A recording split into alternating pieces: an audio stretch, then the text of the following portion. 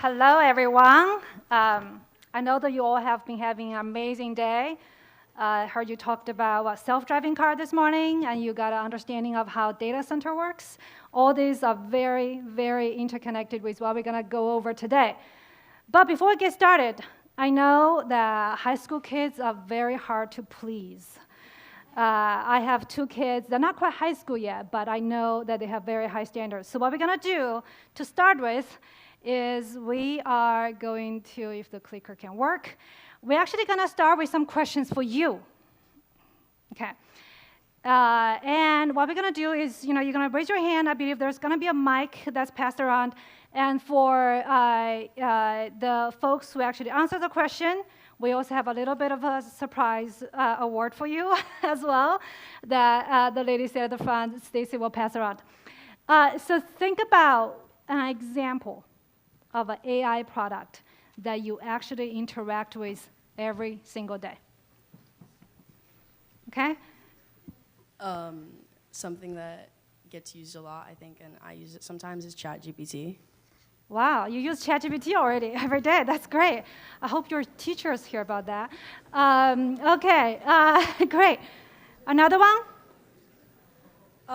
My friend uses something called AI Dungeon to play D&D. Wow, I'm going to borrow that one for my kids. Great. One last one for this question.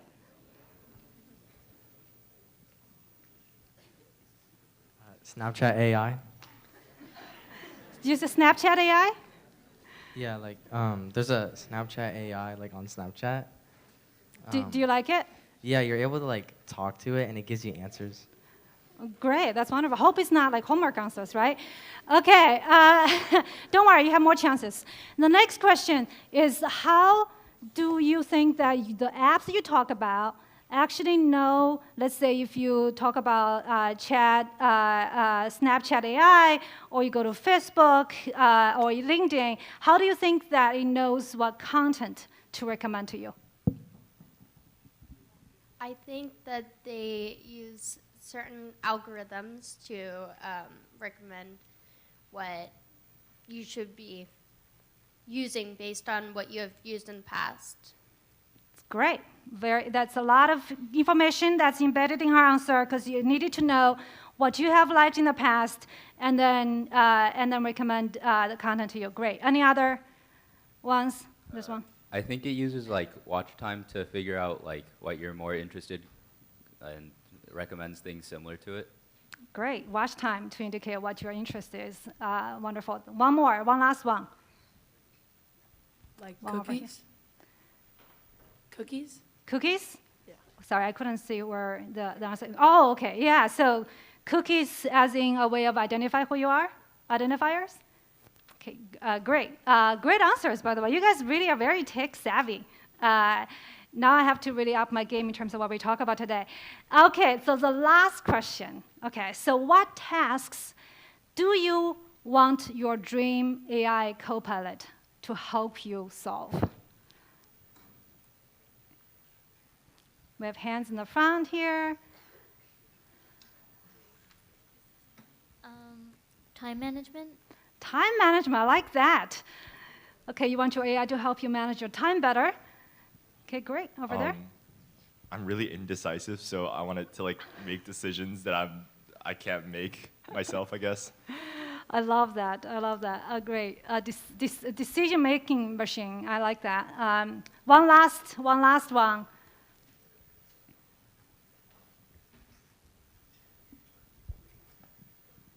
Reading notes.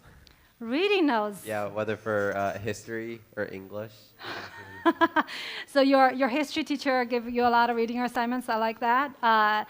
There's Cliff Notes for a lot of things already online, right? Okay, great, wonderful. Thank you. Thank you for coming along with those questions. And one takeaway I have is that this group already really know what makes AI work. And that is exactly, a lot of you have already answered. What make AI work really boils down to 3 ingredients: data, models, and compute. So data is the lifeblood of AI. right? It's what the AI can learn from, can extract information from. And models are really just some mathematical model and algorithm that is able to make sense of the data, is able to understand the data, and is able to model the relationship between data. And compute is what makes AI the reality. Think about how you're going to process the data. You need compute, right? Think about how you can then train the model. You need the compute. Think about how you can then serve the model so that whenever there is a live traffic that hits the model, it knows what to return, and that also needs compute. And everyone's favorite model, ChatGPT, works exactly the same way. And it's just supercharged, right? Think about data. It's literally trained on the entire internet of data. And if you think about how much 300 trillion token means, right? Does anyone know how many words there are on Wikipedia? A lot, right? A lot, billions, I can imagine. But 300 trillion, that is, well, you take the entire Wikipedia words, and that is less than 1% of what's trained for ChatGPT. And the model is also humongous. I talk about the model is essentially a mathematical, think about the very complex mathematical equation that is able to take the input and give you output, right? And then the more complex the model is, the more parameter there is, the more that it can make sense of what's in the data and give you better results, right? And ChatGPT has over 200 billion parameters in that model itself. And compute, it's 10,000 GPUs. Are there like serious gamers in this room here? Anybody has like some really high-end gaming PC? Right? You know that those machines are more expensive than a regular laptop that you use for schoolwork, right? And just to make it, just to make a comparison, a single of those A100 GPUs that these models are trained on is equivalent of 20 of those high-end gaming machines that you have. And 10,000 GPUs, that means it's 200,000 high-end gaming PCs connected together that talk to each other seamlessly in order to train a model, a single model. And that takes weeks to months to train, right? So that's why ChatGPT is so powerful, is because it's trained on so much data, has so much capacity to learn from the data, and is trained on those supercomputers that's extremely, extremely powerful. Okay, and that is just my intro to you for AI. And next, I'm actually gonna invite Kara. Oh, okay, we're gonna introduce Kara as well, who's gonna do a little fireside chat with me, and hopefully we can dive into some of more questions that you'll have. And we'll have some time at the end that you can ask your questions too. Yeah, so now we have Miss Kara Calhoun, who is a moderator, to speak with Miss Yaju. She has been helping as a parent volunteer and a former speaker in her field of biomedical sciences. She has two sons who attend and attended Los Altos High School, a current freshman and a grad. Let's a round of applause, please. Thank you so much, Ariana. Thank you so much, for that great introduction.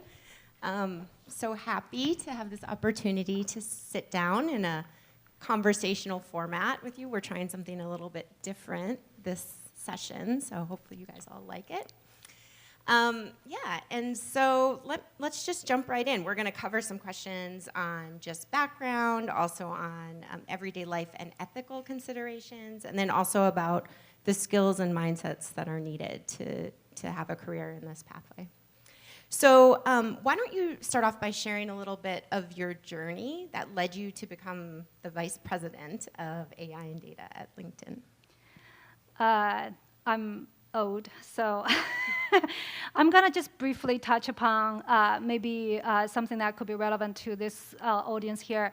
I was very much of a math nerd when I was in high school, and definitely did a lot of math and really liked it. went on in college and continued studying math and economics at the time, which actually did a lot of, as part of the economics of understanding sort of modeling in a very rudimentary way of thinking about the data. Both of them together really helped me shape my path to learn more about statistical machine learning as part of my graduate study.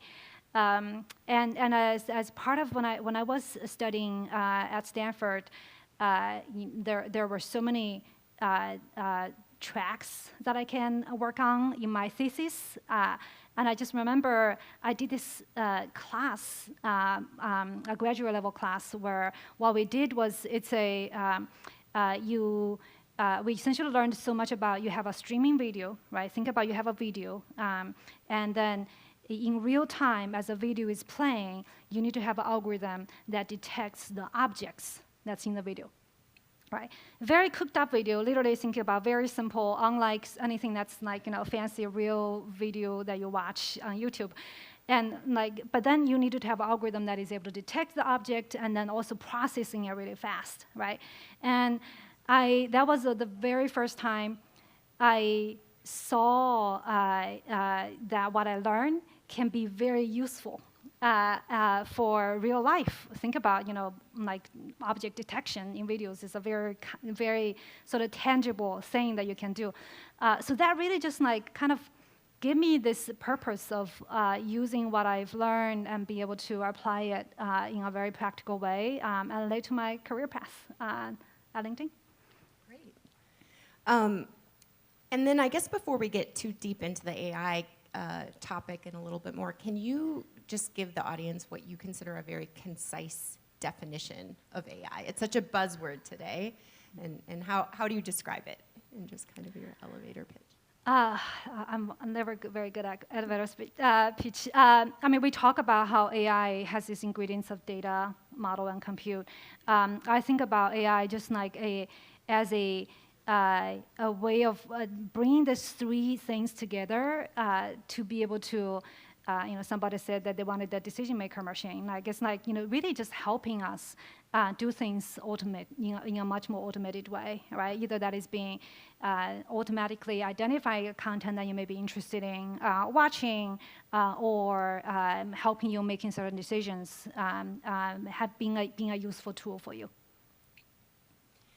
You already just mentioned this example where you saw the objects in the video as something that kind of sparked an interest. Was that the beginning of your interest in AI, or was there something else? Could you see sort of something like that coming even then, or is there something more recent that kind of sparked your entry into that? Yeah, I mean, the field of AI has been for a while, right? I think definitely the recent, I would say, introduction of ChatGPT had popularized it even more. But when I was getting my PhD, it was already quite popular, right? Like I was surprised that nobody here actually mentioned about application like search, Google search, right? It's all AI behind it. You have billions and billions of documents. How can you identify the documents that you are looking for? And so to the extent when I was getting my PhD, that was already a very prominent application. But I just wanted to say that with more of the large language models that we are seeing today, it opens doors to even more application where AI can play such a big role. So the students did a good job calling out some things that they're already aware of that are examples of what they might encounter in their daily routines. Was there anything that they missed that you just mentioned Google search? Yeah, search. I totally. I think search is something that everyone uses, and I would say, of course, YouTube is a lot like Facebook feed, obviously LinkedIn, we use that a lot as well. So yeah, those are the big ones. So you guys did a good job covering some things. So what do you view in today's world? Why does AI matter even in today's world? And what sort of impact do you see it having on our lives or in the future? AI matter because I really think that it's able to help human a lot. I always nowadays you can probably hear in the news there's people who are very pessimistic about what AI future holds, and then I'm definitely on the camp of I'm optimistic about where AI can help all of us to be more productive, to enjoy what we enjoy doing, spending more time where we enjoy spending more time. I just remember back in the days when before, of course, this generation, you all grew up with a cell phone, when you were born. I did not have a phone until quite later in my, when I was much older. And I just think about the transformation it brought to me, it brought to my relationship with my family because I had a phone, right? And then same thing is like, is AI going to be changing quite a bit of how we work? Yes, but at the same time, it's going to bring so much more opportunity for us to be able to do things faster, the drudgery that we all dislike doing, to be able to actually spend more time doing things that's more creative, something that we all, as human, better at doing. Yeah, I think it's exciting. I mean, I'm even a little older than you are, and thinking about even just email. I was high school age when email first kind of became popular, and the fact that that changed lives so much, and we've all seen so much fast acceleration of change in these areas through our lifetime, and still TBD about how AI is Definitely. going to It's very early, right? Like, even if you're looking at the applications where the new sort of generative AI is able to help so far, I think it's still just touching the surface. It's able to help you write email better and faster. It's able to help you summarize. Some of you mentioned that. Is maybe able to help you, do a little bit of things here and there a little better. But I think it's the creativity, innovation will really come much more once everyone kind of started to understand how we can really bring it and integrate it better in what we do things every day. And so then maybe taking it a little bit more to you in your day-to-day work right now, what are some of the biggest challenges or problems that you're trying to use AI to help solve? I would always start with this term that we call jobs to be done. If you think about, I'm not actually sure. Show of hands if you use LinkedIn. I think that maybe LinkedIn is a little. Okay, so a few hands, great. So you think about, for those of you who are not very familiar with LinkedIn, it's essentially like a social network, but for professionals, right? So as you are getting to the professional space, you wanted to understand, for example, who or where do the graduates of Los Altos High School end up with their jobs, right? LinkedIn can help you answer those questions. But think about people come to LinkedIn, they wanted to find a job, they wanted to connect with people that's in their network, they wanted to be able to get help from, on X, Y, and Z. And so, and then you think about how can you use AI to help them achieve those goals better and faster, right? Let me give you a concrete example. If you're a company and you're posting a job, right? In the past, what do? You write a job description, and for those of you who haven't written a job description, it takes a lot of time and effort to write a job description.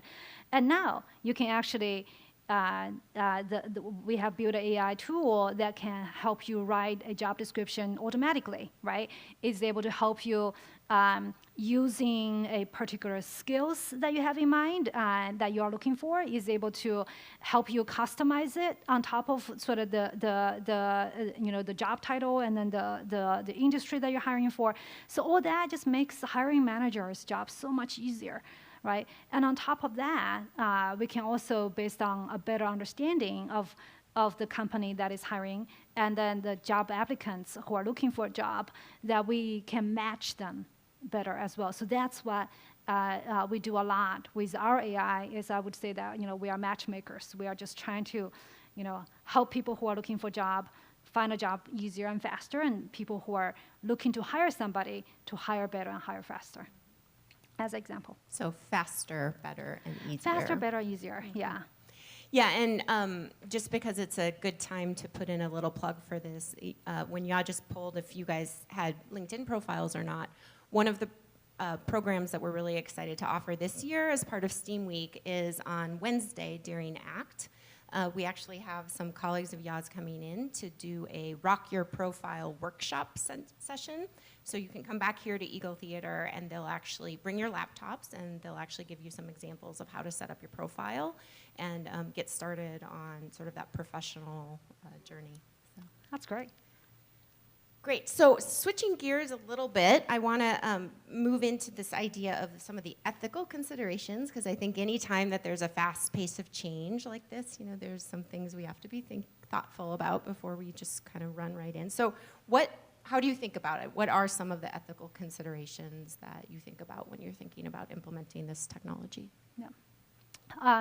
Maybe before we go into maybe more technical details, one thing that I really wanted to emphasize, it is really, really important for us to keep this ethical and responsible AI front and center as we are making, obviously pretty sizable shift in our entire industry on how we are building AI and applying AI. And one analogy that I like to think about where we are with regarding AI is if you think about back in the days when car was first introduced, right? Think about over maybe 100 years ago when car was first invented. And back then, I bet you that there was no safety belt.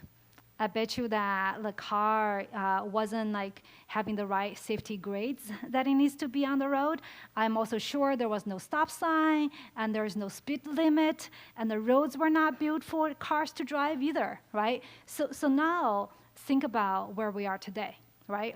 Over the many, many years, we realized through a bunch of advocates and research and learning that, hey, we needed to have safety belt, and then the fact that everyone needed to wear them when you're in the car, that drastically reduced the accidents, right? We realized that we need to have the right speed limits and what kind of cars are made for certain speed limits, and et cetera, et cetera.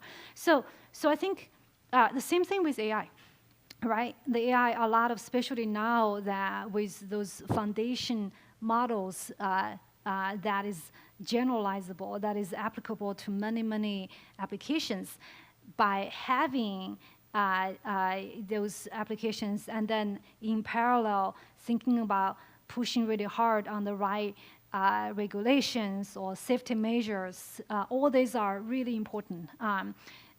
So while we talk about how powerful those models are, we should also absolutely talk about how we can make it more safe as well. So coming to just responsible AI, there are actually many dimensions of what responsible AI entails. I'm going to just very quickly touch upon three dimensions.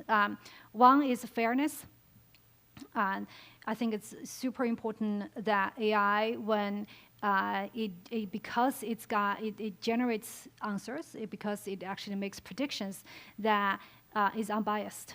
So I think fairness matters a lot. And there's also important privacy aspects to AI applications, because AI, you all have understood the fact that how did Facebook know what to recommend to you, because it knows what you interact in the past. It knows maybe which ones you spend a lot of time dwelling on, right?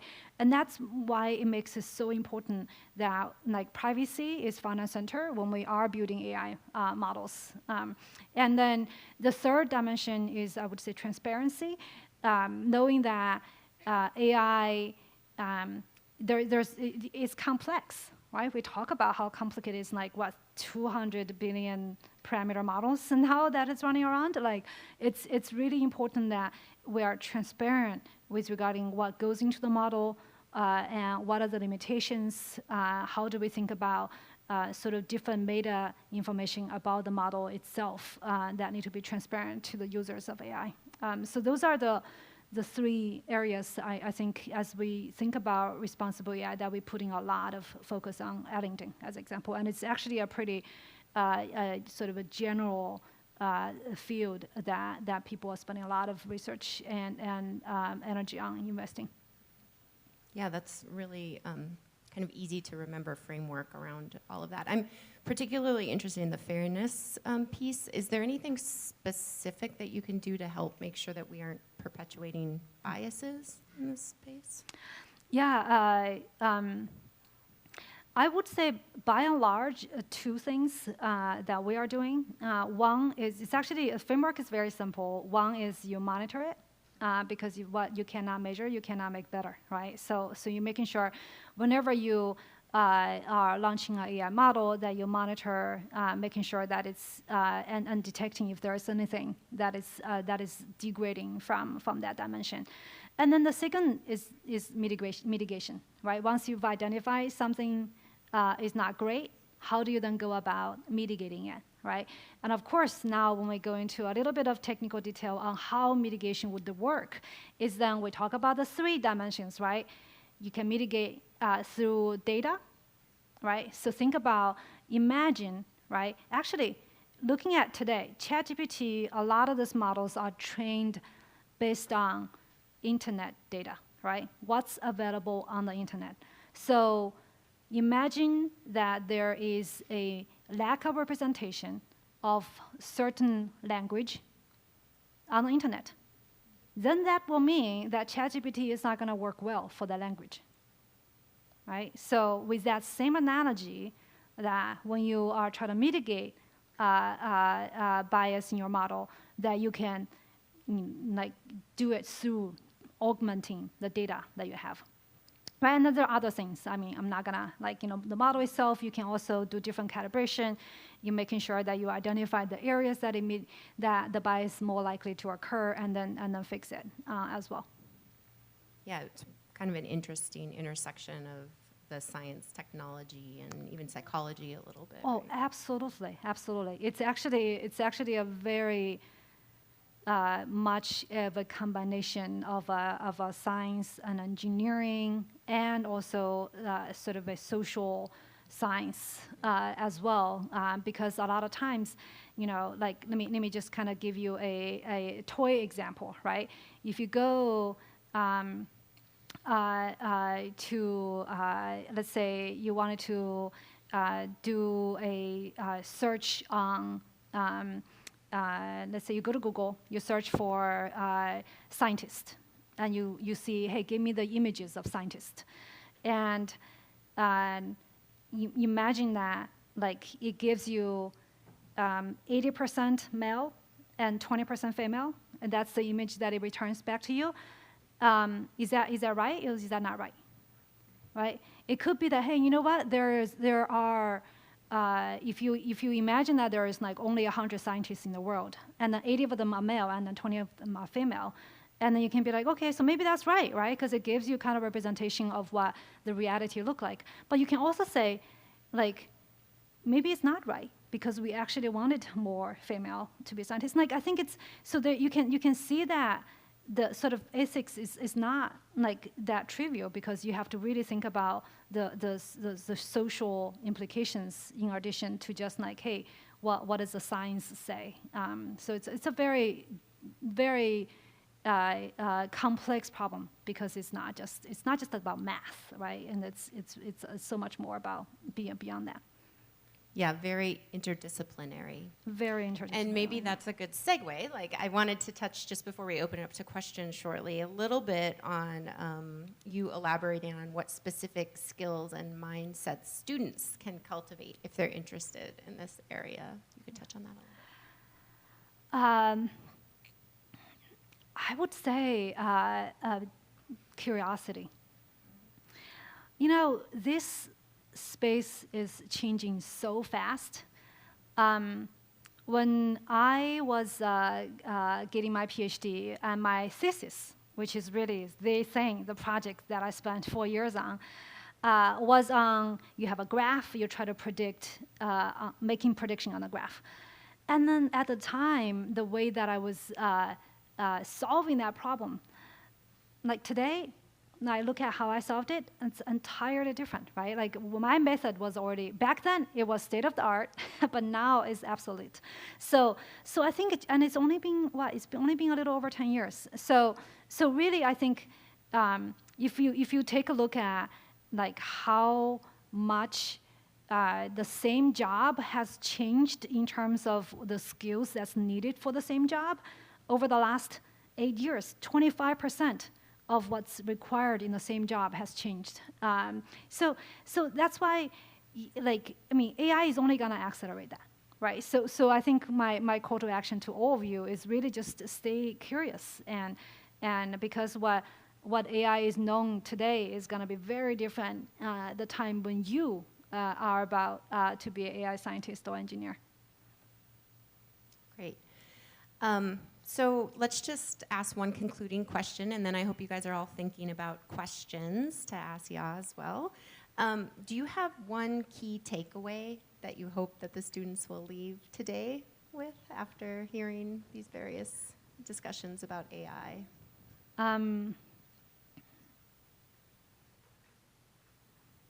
I would almost wanted to say that I wanted to hear, the audience, what their takeaway is from the discussion today. I would say, maybe I would say, it may sound a little cliche, but the future is really in your hands. How the field of AI is going to evolve, how people's lives are going to be changed because of the applications of AI, and how AI ethics is going to evolve, how we think about the regulations and the policies around AI applications, like all of that is really in your hands. Like think about back in the days when internet was first came about, right? Like it was just a starting point. Like think about then how many years after that, then we started to have Amazons and Googles and Facebook and LinkedIn and like all the other, like how we think about our life actually interacts with the applications that we interact with every day.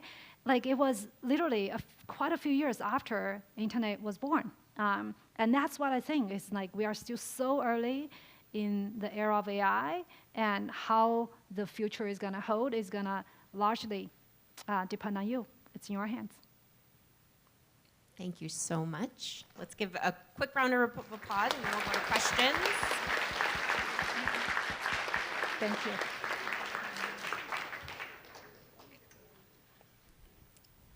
All right, what questions do you guys have?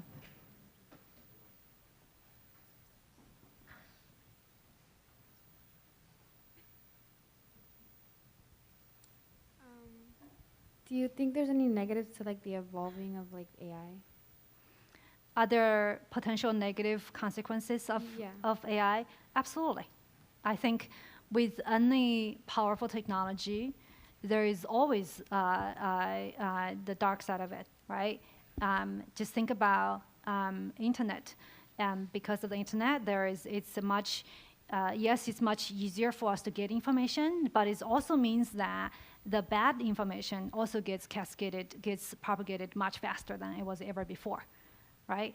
Definitely when we talk about like fairness, for example, imagine that the AI model has bias, then now it's much easier for that bias to be manifested across many applications now, right? Because it's the same ChatGPT model, let's say, for example, right? Like so those foundation model, how they are able to share information and synthesize information, and then is that biased?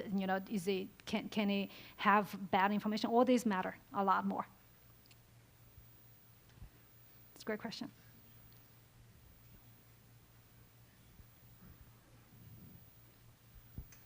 I've noticed when sometimes you ask a question to like Snapchat AI or ChatGPT, and sometimes the data that they give back is like a year or two old, and so like I was just wondering like why is that? Like why isn't it like current? That's a really, really good question. So let me get into a little bit of a technical detail on how those models are trained, right? So we talk about data. Those foundation model essentially is trained up until a certain point, right? So I think ChatGPT, I believe, is about like maybe 2 years old data up until that point. So they take all the data, they clean it up, they process it, and then they feed into the model to train, right? So because of that, the model only has information up until that point. However, there are technology now that is able to combine what ChatGPT knows and the current state of the world, right? So what it does is essentially this term called RAG, Retrieval Augmented Generation. So what it does, for example, is you can do a Google search, Bing search. It takes the top information that, let's say Bing returns, and then it's able to feed that as a prompt to the ChatGPT model. And so what ChatGPT does then is able to take the most recent information about the world and all the old information that it know and combine it and give you an answer. So you can augment ChatGPT's base model with a lot new information. So that's essentially I would say a solved problem now, but the base model is always the one that, imagine that, you train it, you freeze the parameters, and it only knows about the past. Great question. I was wondering why when we ask a question to, let's say, a chat robot, they respond in certain ways, and then you can change the way they answer if you ask a different question. You mean you will change the answer if you ask the question differently? Yeah. Okay. A really good question. So first of all, I hope that's the same experience that you have when you talk to your friends. Sometimes maybe the model the ChatGPT didn't quite understand the question, or maybe it's interpreting the question a little differently than you intended to be. And so while you change what we call the prompt, and then they will have a different interpretation or slightly updated interpretation of your question. But I also think that in addition to just what you would expect in your interaction with other humans, I also think that some of the model, it has its own intricacies, I would say. For example, if you use capital letters in your prompt, it will know that you wanted to emphasize something. So they will make sure that the model's answer emphasizes the things that you wanted to emphasize. And you should try.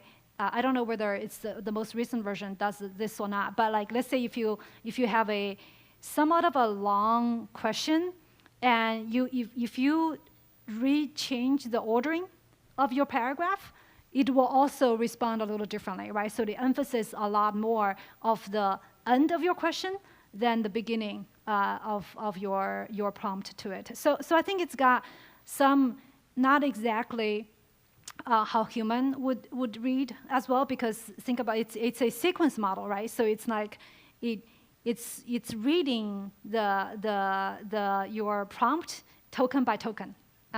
So it's got a little limitations, I would say, or just difference in how human process information and then generate information. If AI was created way earlier, do you think that things would seem more futuristic, or would it still seem the same? Sorry, the question is, if AI was created earlier, would they still be the same or different in terms of how the role that AI plays now? Yeah. Okay. I don't know whether, if AI, what it means by AI, if AI were created earlier. AI is really created on the shoulder of giants, right? And which, unless we wanted our entire technology history to be rewritten, I talk about data, right? Data, think about if there were no internet, there's no ChatGPT, right? And we talk about the models and how big the models are. If there's no the advancements on compute, there's no ChatGPT, right? There's no like supercomputers. There's no ChatGPT. Like, so I think we have to really rewrite a lot of our technology in order for AI to come earlier. But again, that just means that we needed internet to start earlier. We needed, our computer chips to develop much faster over the years. So hopefully that answered that question.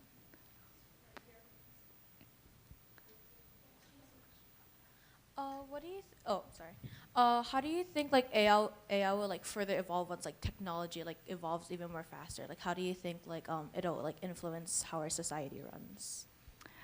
I think you can already start to see a glimpse of how AI is influencing people's life already, right? Sorry, I know that we are out of time, but great questions. Thank you, everyone. I'll take your question offline with you.